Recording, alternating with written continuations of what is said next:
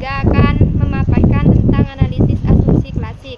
Sebelumnya, perkenalkan, nama saya Evi Nurlaili dengan NIM 091. Perkenalkan, nama saya Rada Turjana dengan NIM 083. Perkenalkan, nama saya Abdul Hebrian dengan NIM 089. Perkenalkan, nama saya Nabila Akmal dengan NIM 24040. Baik, untuk langkah pengerjaannya, yang pertama-tama kita salin datanya terlebih dahulu. Terus ke SPSS. Jangan lupa klik yang data view. Di kolom 1 baris pertama ini, klik kanan. Lalu paste with variable names.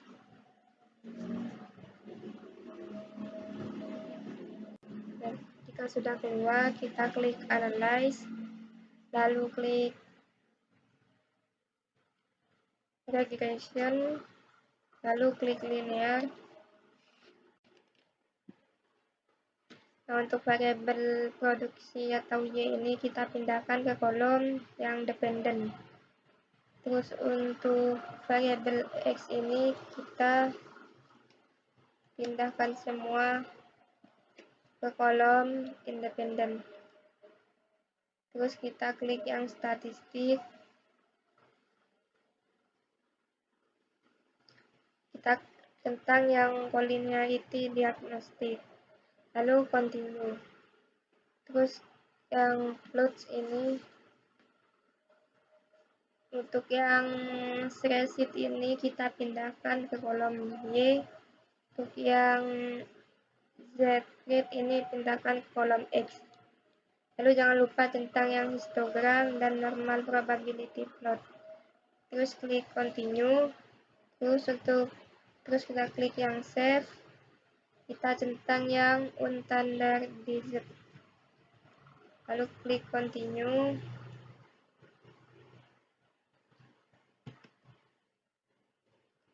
Lalu klik OK. Kita tunggu hasilnya hingga keluar.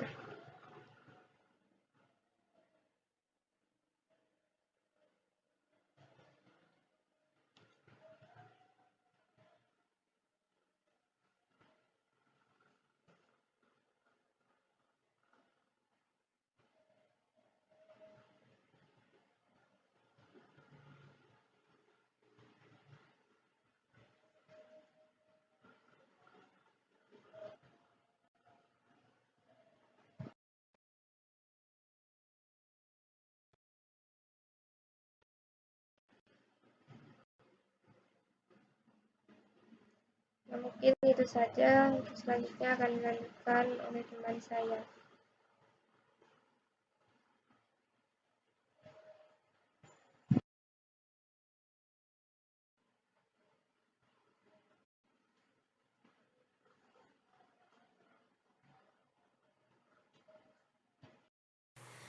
Berdasarkan hasil output SPSS, peneliti ini menggunakan 4 variabel bebas, yaitu pola tanam, benih, pupuk organik, dan luas lahan. Sedangkan variabel terikatnya adalah produksi. Dari tabel summary diperoleh nilai R sebesar 0,353, yang berarti hubungan antara keempat variabel bebas dengan produksi termasuk rendah.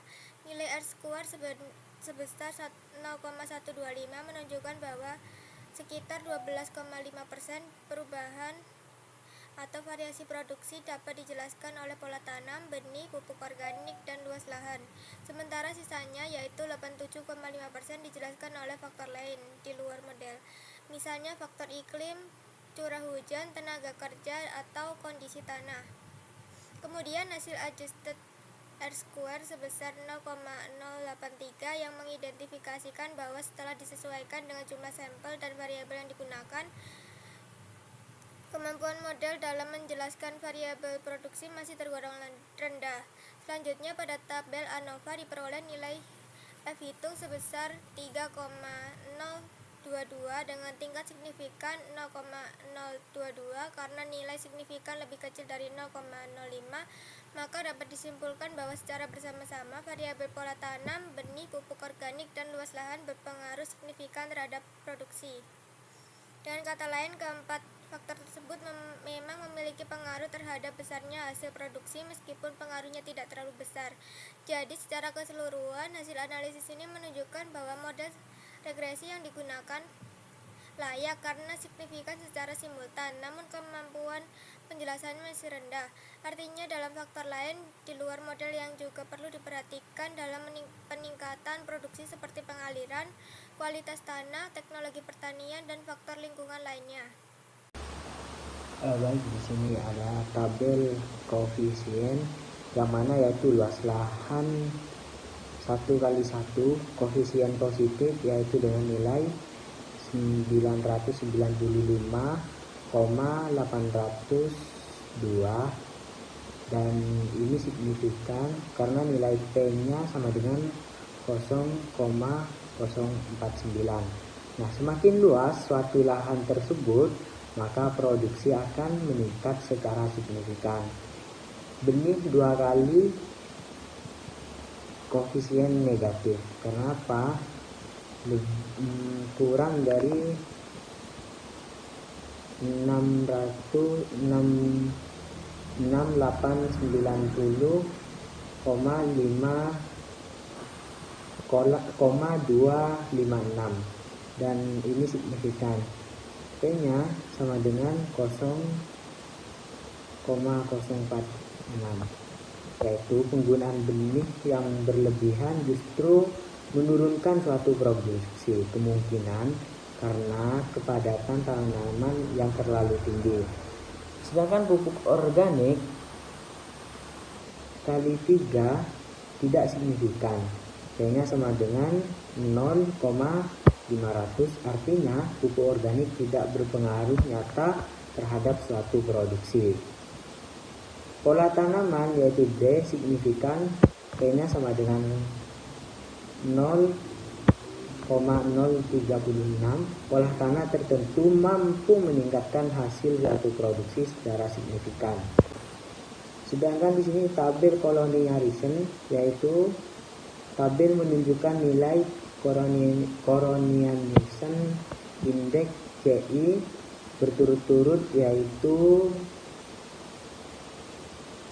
1,000, 2,204,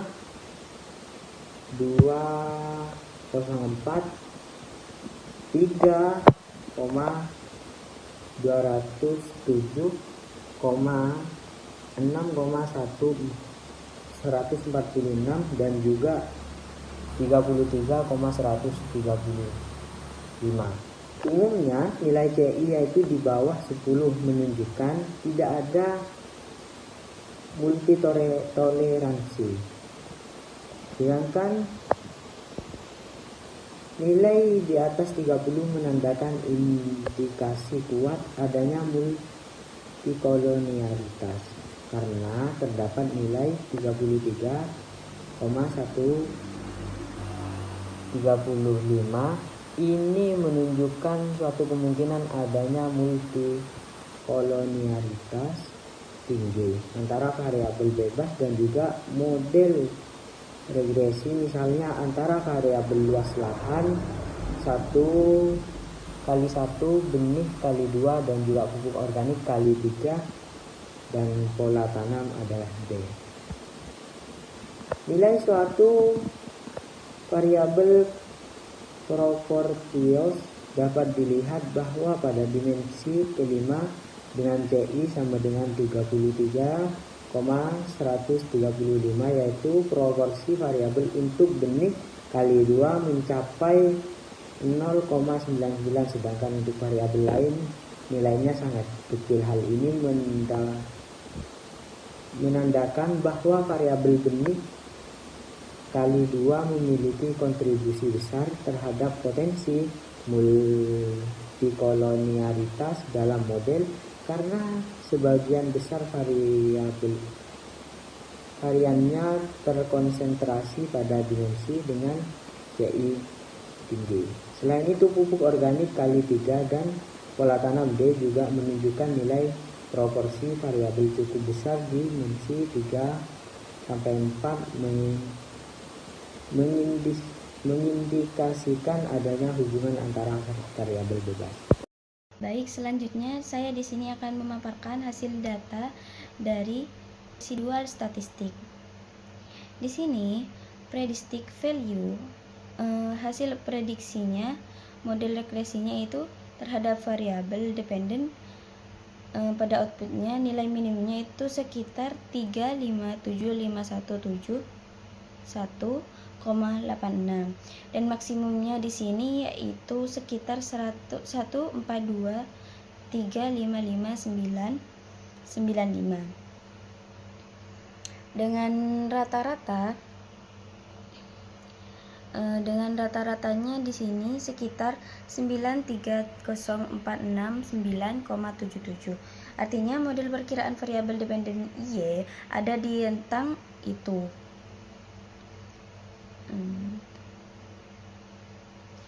Untuk seluruh data residual ini selisih antara nilai sebenarnya atau aktual dan prediksi.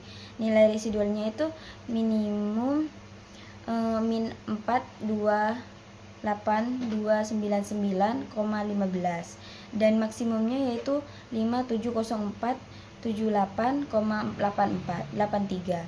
Rata-rata residualnya ini mendekati 0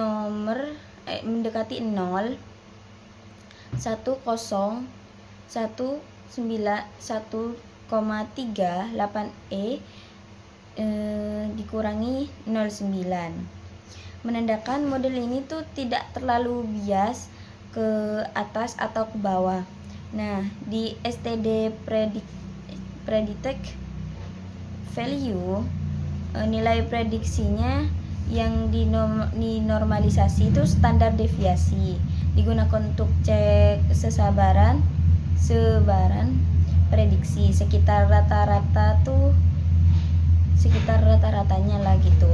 Terus di STD residualnya yang itu tuh dinormalisasikan, terus sehingga bisa dibandingkan antara kasusnya. Terus nilainya itu dari min 1,57 sampai 2,9. Normalnya jika umumnya itu antara min 3 sampai 3 itu tidak ada outlier ekstrim. Terus di deleted residual, sisa residualnya itu jika satu kasus dihilangkan dan diperhitungkan, digunakan untuk diagnosa pengaruh data outlier. Nah, selanjutnya yaitu statistis residual. Residualnya ini telah distandarisasikan untuk mengidentifikasi data pencilan atau leverage gitu. Terus Cox distance mengukur pengaruhnya itu pengaruh kasusnya yang ada di nilai-nilai itu terhadap keseluruhan modelnya. Terus nilainya itu makin tinggi, makin berpengaruh datanya tersebut. Artinya tidak ada pengaruh besar dari data tunggal terhadap model, atau tidak ada influenti poin yang ekstrim. Sekian pemaparan kali ini, kurang lebihnya mohon maaf. Wassalamualaikum warahmatullahi wabarakatuh.